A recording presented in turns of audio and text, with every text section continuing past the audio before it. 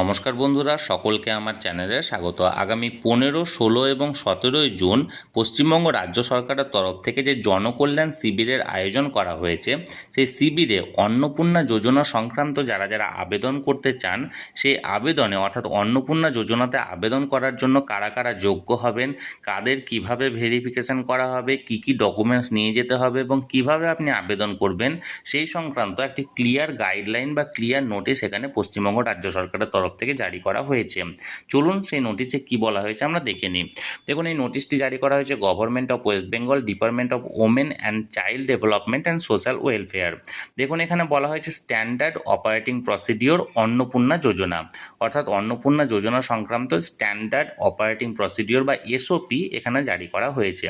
দেখুন কি বলা হয়েছে, Janakalyan Shibir has been arranged by the government of West Bengal in a campaign mode from 15 to 17 June 2026 across the state।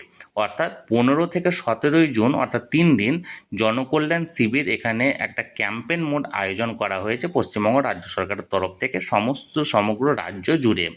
After registering at the said Shibir, women intending to apply for Annapurna Yojana need to approach the concerned Annapurna Yojana counter. অর্থাৎ যে সমস্ত মহিলারা এই শিবিরে অন্নপূর্ণা যোজনার জন্য আবেদন করতে চান, তারা অন্নপূর্ণা যোজনার যে কাউন্টার আছে সেখানে গিয়ে তাদেরকে দেখা করতে হবে বা সেখানে গিয়ে লাইন দাঁড়াতে হবে। Which will be manned by block social welfare officer, block social welfare officer incharge and officer বা staff deployed by SDO BDO officer of KMC. অর্থাৎ সেই কাউন্টারে অন্নপূর্ণা যোজনা সংক্রান্ত সেই কাউন্টারে এসডিও বা বিডিও অফিসের স্টাফ বা ব্লক সোশ্যাল ওয়েলফেয়ারের স্টাফ বা অফিসাররা সেখানে থাকবেন এবং সেখানে আপনাকে সহায়তা করবেন। দেখুন, silent feature of Annapurna Yojana. Annapurna যোজনার বৈশিষ্ট্য কি? For empowerment and socio economic upliftment of women, government of West Bengal has introduced Annapurna Yojana. অর্থাৎ মহিলাদের সামগ্রিক বৃদ্ধি এবং মহিলার শক্তি নির্ধারণ করার জন্য পশ্চিমবঙ্গ রাজ্য সরকারের তরফ থেকে অন্নপূর্ণা যোজনা এখানে চয়ন করা হয়েছে বা এখানে ইন্ট্রোডিউস করা হয়েছে। It provide the women residing in the state and assured monthly financial assistance of rupees 3000 per month.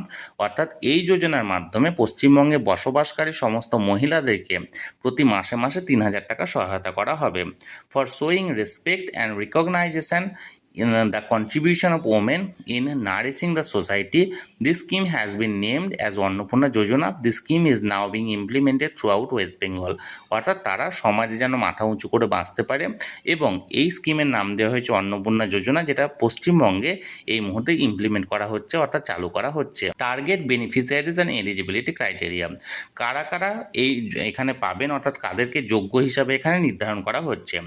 Women residing in West Bengal in the age group 25 to 60 years আর being covered under the scheme. অর্থাৎ পশ্চিমবঙ্গে বসবাসকারী মহিলা যাদের বয়স 25 থেকে 60 বছর আছে তারা এই স্কিমে যোগ্য হবেন। If she is not an permanent government employee, যদি না তিনি রাজ্যের কোনো স্থায়ী চাকরিজীবী হন বা রাজ্য সরকারের কোনো চাকরিজীবী হন।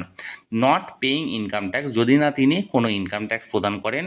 Poorest of the poor are the first priority, গরিবের মধ্যে গরিব যারা তাদেরকে প্রথম এখানে সুযোগ দেওয়া হবে। Illegal immigrant will not be entitled to this benefit, অর্থাৎ যারা অনুপ্রবেশকারী মানে যেখানে অবৈধভাবে অনুপ্রবেশকারী তাদেরকে কিন্তু এই প্রকল্পে সুযোগ দেওয়া হবে না।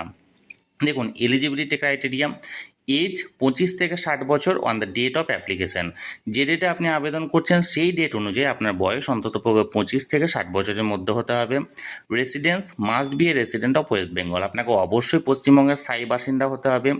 Employment, she is not an permanent government employee, সে যেন সরকারি স্থায়ী চাকরিজীবী না হয়ে থাকেন। এবং income tax, she is not paying income tax, এবং তিনি যেন ইনকাম ট্যাক্স প্রদান না করেন। হু ইজ নট এলিজিবল, কারা কারা যোগ্য নন? পার্মানেন্ট গভর্নমেন্ট এমপ্লয়িজ বা পেনশনার, যারা সরকারের স্থায়ী যারা চাকরিজীবী বা পেনশনার আছেন তারা যোগ্য নন। ওমেন পেইং ইনকাম ট্যাক্স, যে সমস্ত মহিলারা ইনকাম ট্যাক্স পে করে তারা যোগ্য নন। এবং ইললিগাল ইমিগ্রেন্ট অর্থাৎ মানে অবৈধভাবে অনুপ্রবেশকারীরা এখানে যোগ্য নন। দেখুন, এবার বলা হয়েছে procedure and mechanism for availing the benefit. এই বেনিফিটটা পাওয়ার জন্য কী কী প্রসেস মেনটেন করতে হবে। Annapurna Yojana family level data collection form can be deposited at the Janakalyan Shibir Office of BDOs, SDO and Ward Office at KMC area. Online application can be made at http://socialregistry.wbgov.in অর্থাৎ অন্নপূর্ণা যোজনার family level data collection ফর্মটা এই জনকল্যাণ শিবিরে আপনি জমা করতে পারেন। এছাড়াও বিডিও অফিস, এসডিও অফিস বা বিভিন্ন ওয়ার্ডে, কেএমসি এরিয়ার বিভিন্ন ওয়ার্ডে আপনি জমা করতে পারেন। এছাড়া http://socialregistry.wbgov.in আপনি অনলাইনেও দরখাস্ত করতে পারেন।